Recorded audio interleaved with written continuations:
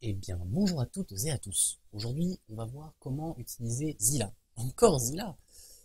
Oui, parce qu'en fait, Zilla donc, a été modifié, comme vous le savez, et son premier pouvoir donc n'est plus utilisable avec le dragon, donc venin vicieux. Ce qui fait qu'en fait, il est totalement inutile maintenant, et mes deux guides que j'ai pu faire par le passé sont obsolètes. Donc maintenant, je vous propose un nouveau guide avec une nouvelle stratégie, une nouvelle combinaison de troupes. Et bon, bah, c'est la mienne, évidemment, voilà. C'est celle que je trouve peut-être la plus adaptée à mon style de jeu. Donc après, voilà, tout le monde n'a pas le même style de jeu. Comme toutes les vidéos que je fais, je vous donne en tout cas mes attaques. Et vous faites après, bah, si vous voulez pareil, après vous pouvez faire des variantes, voilà, comme vous voulez. Donc ma technique se repose essentiellement sur le regard pétrifiant. C'est-à-dire que je vais utiliser quasiment que ça. Et je pense même que je n'ai jamais utilisé autre chose que ça. Donc le but de cette composition est d'obtenir le plus de mana possible. Donc déjà, on va intégrer des chasseresses dans notre composition. Donc un groupe de chasseresses. Ensuite, il nous faut beaucoup de puissance de feu, c'est-à-dire qu'il faut beaucoup de dégâts, il faut beaucoup de troupes qui font des dégâts. Donc on va mettre 4 fantassins, 4 troupes de fantassins. Et enfin, on va utiliser un groupe de paladins pour soigner nos troupes dans le cas où les bâtiments ne sont pas donc pétrifiés. C'est-à-dire que la plupart du temps, les bâtiments sont pétrifiés. Les bâtiments sont pétrifiés.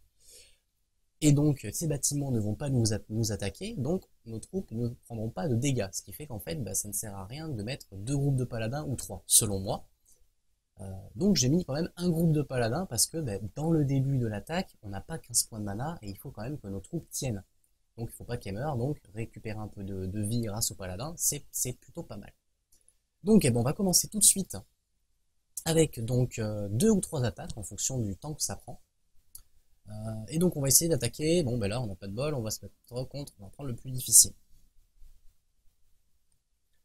Donc, comment ça va se passer? Donc là, on attaque une base qui est... donc c'est pas la base la plus facile avec Zilla, parce qu'on a 4 tours de titan qui sont excentrés.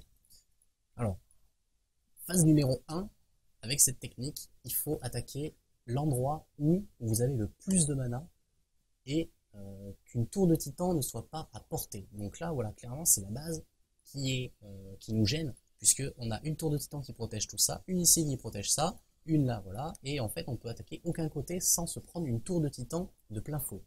Donc, lorsque c'est comme ça, 2 solutions, soit vous utilisez votre dragon pour faire proc, donc faire attaquer la tour de titan sur votre dragon, et du coup, le temps qu'elle se recharge, ça fait déjà un coup en moins sur vos troupes, soit vous utilisez des troupes qui vont servir de chair à canon et se prendre donc le pouvoir de la tour.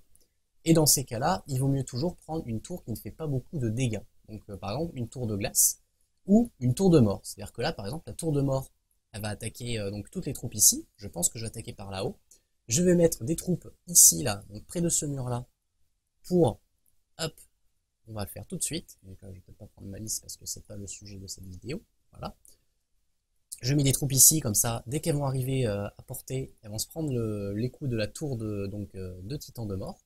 Et une fois que elles seront elles seront sur le point de se prendre un coup, je vais mettre toutes mes troupes ici. Hop, voilà. Donc là, ça va arriver. Là, je mets les troupes ici, pareil pour la tour de démence. Et ensuite, je mets tout le reste là, avec le dragon. Donc là, voilà, les troupes viennent se prendre le premier coup. Le deuxième coup va partir, là-dessus. Voilà. Et donc là, c'est bon. Les troupes sont mortes. Là, j'ai 15 points de mana. Et maintenant, c'est là qu'il faut bien réfléchir à l'utilisation du pouvoir 3. Il faut utiliser le pouvoir 3 sur les troupes de devant. Donc pas comme ça, mais juste sur l'anneau qu'il y a devant, comme ceci. Et donc là, on fait pétrifier le maximum de bâtiments en face de nos troupes. Et c'est ça qui est important. Parce qu'en fait, vous allez voir, si je ne fais pas ça, les tours de titan, alors on va essayer de le faire là, bon, on va peut-être pas essayer de le faire, mais je vais vous expliquer. On ne le verra pas grandeur nature, parce que j'ai pas envie de perdre non plus. Si vous faites votre pouvoir numéro 3 sur, donc dans le tas, sans réfléchir, vous allez voir, hop, le pouvoir numéro 3 en fait n'affecte pas toutes les troupes. Vous voyez qu'en fait toutes les troupes ne sont pas sous l'effet, et donc ça fait un problème, c'est que vous n'allez pas pouvoir sélectionner les troupes les plus devant, parce que les troupes les plus devant vont permettre de geler le plus de bâtiments. Ce qui fait que, à cause de ça, on se retrouve à se prendre des coups, des tours de titan. Alors la portée de la pétrification des tours est un tout petit peu supérieure à la portée des tours de titan. C'est-à-dire qu'en fait, vous gelez les tours de titan avant qu'elles attaquent si la première troupe la plus proche de la tour de titan est sous l'effet du regard pétrifiant. Voilà, il faut bien comprendre ça. Donc, ce qui fait que vous pouvez geler toutes les tours de titan seulement si les premières troupes à arriver à portée sont sous l'effet de ce regard pétrifiant. Voilà. Une fois que vous avez compris ce système, là on va, mis à part si vous êtes sous le feu de 2 tours de titan en premier, utilisez votre regard pétrifiant toujours sur les tours qui vont le plus vous embêter. Alors, quels tours vont plus nous embêter? Les tours de glace, les tours de démence, et plus ou moins les tours de feu, lorsque vos troupes n'ont pas beaucoup de points de vie, vu qu'elles vont les tuer. Pourquoi ces tours-là? Donc la tour de feu, parce que elles vont tuer vos troupes. Si jamais vos troupes ont toute leur vie, ce n'est pas un problème, la tour de feu. La tour de mort, on s'en fiche royalement, parce que ça fait pas de dégâts, et si les tours sont pétrifiés, vous ne prenez pas de dégâts supplémentaires à cause de l'effet de cette tour. La tour de glace nous embête parce que elle va ralentir vos troupes, donc on aura beaucoup moins de mana. La tour de démence, ça va être pareil, sauf qu'en plus de ralentir vos troupes, elles vont s'attaquer, donc vous allez perdre des points de vie de vos troupes. Et après la tour foudre, tout le monde aura compris qu'elle est naze, donc personne l'utilise. Donc là je vais faire une autre attaque là-dessus. Encore on n'a pas beaucoup d'or. Je vais réattaquer et cette fois-ci je vais appliquer ce que j'ai expliqué et je vais vous expliquer en même temps. Donc là c'est le genre de base qu'on croise souvent avec plein de petits compartiments autour.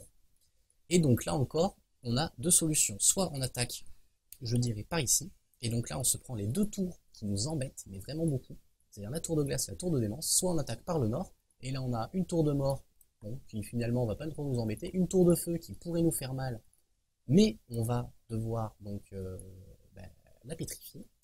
Et on attaque aussi par le nord parce que le pauvre il a mis plein de bâtiments qui vont donner des points de mana, et avec les chasseresses ça nous donne 2 points de mana. Donc là on va mettre nos troupes ici pour activer la tour de mort. Ils vont partir ici, ils vont rentrer ici, ils vont détruire ces deux bâtiments, ils vont arriver là, la tour de mort est à portée, elle va attaquer ici, et pendant qu'elle est à portée, je vais mettre mes troupes ici, là, pour récupérer toute cette mana, détruire ici, et donc la tour de feu devrait pétrifier tout le long, et peut-être que la tour de glace. Donc on va attaquer par ce nord, en mettant donc le premier coup de troupes ici, un deuxième coup de troupes là, et ensuite on va mettre la sauce avec le reste là-haut. Donc notre dragon, il va nous servir à utiliser la tour de feu. Voilà, donc la tour de feu va attaquer mon dragon. Tac, nickel. Là, j'ai assez de points de mana pour les mettre sur mes troupes. Donc là, je vais attendre que les tours de titan, surtout la tour de feu, se chargent à fond, parce que la tour de mort, je m'en fiche royalement. C'est pas grave si elle m'attaque. Faut pas qu'elle tue mes troupes non plus, quoi. Mais là, voilà, elle attaque le petit bonhomme ici, là. Et là, la tour de feu, voilà, c'est bon. Tac. Ah la main ça va attaquer, bon c'est pas grave, mes troupes étaient au maximum de leur vie donc c'est pas trop important, mais si jamais vos troupes étaient donc mi-vie, là ça pouvait être le fiasco total. Donc là je réutilise mon dragon pour activer la tour de démence, et là vous avez vu donc que la tour de glace attaquait un coup, ça ralentit mes troupes, mais ça va, j'avais 15 points de mana, et là avant qu'elle se recharge à fond, je vais utiliser mon pouvoir sur les troupes de devant, tac, et là, la tour de glace est gelée, la tour de démence est gelée. Si j'avais utilisé mon pouvoir sur les troupes de derrière, la tour de glace ne serait pas forcément gelée, et la tour de démence peut-être pas non plus. Et donc là après c'est un peu la rigolade. Là toutes les tours résistants vont mourir, on a beaucoup de troupes qui nous restent, et c'est la fin. Voilà. Donc c'est une composition qui s'adresse, je dirais, aux citadelles qui ont des citadelles 14, 15, peut-être 13, puisque comme on s'appuie sur le pouvoir numéro 3, il faut énormément de mana. Ce qui fait qu'il faut déjà commencer avec beaucoup de mana, il faut avoir au moins 6 troupes, je pense, pour avoir donc les chasseresses, qui finalement nous fait pas beaucoup de dégâts. Les chasseresses elles font pas beaucoup de dégâts, mais elles nous permettent d'avoir plus de mana. Ce qui fait que en fait, grâce aux chasseresses, on protège nos troupes. Voilà. Donc je pense que 2 attaques ça suffit. J'espère que vous avez compris en tout cas comment jouer avec Zilla de cette façon-là. C'est très très pratique. Je n'ai pas encore perdu d'attaque en guerre contre avec Zilla. Parce que ça arrive de se rater une attaque, mais toutes les bases maxées ne font pas le poids, quoi. Il y a toujours un moyen d'y arriver. Je ne pense pas qu'on puisse avoir une base anti-Zilla. Voilà, c'est mon avis, et c'est pour ça que je trouve que c'est un très bon titan lorsqu'on arrive à maîtriser donc son pouvoir numéro 3. Et bien sur ce, je vous dis à bientôt, bon jeu, et pour une prochaine vidéo.